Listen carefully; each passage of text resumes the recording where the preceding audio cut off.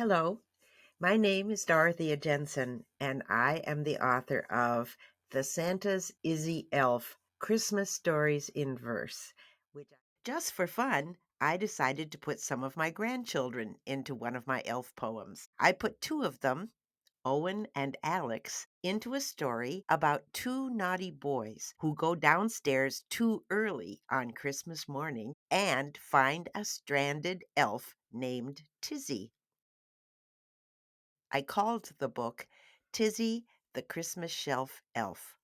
I realized that I needed to write a book for my other two grandsons, Stuart and Drake.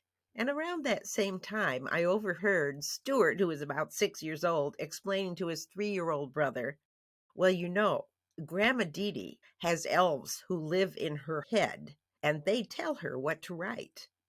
Well, I guess in a way that's true.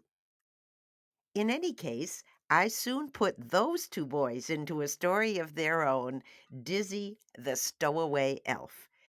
It's about an elf who sneaks aboard Santa's sleigh and meets Stuart and Drake, who end up in a most thrilling adventure. But then my daughter had twin sons, Miles and Henry, and I knew that someday I was going to have to write one for those twins.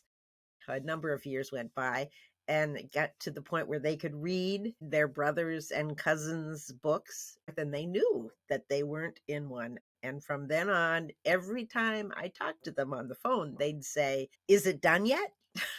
Is it done yet?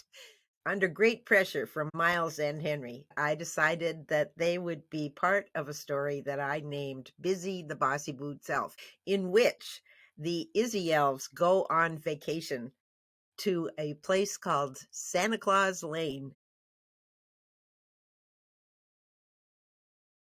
I'm happy to tell you that the elves in my head said, you've got to write that book for the twins, and I did so. I'm not sure they dictated it to me, though. I wish they had.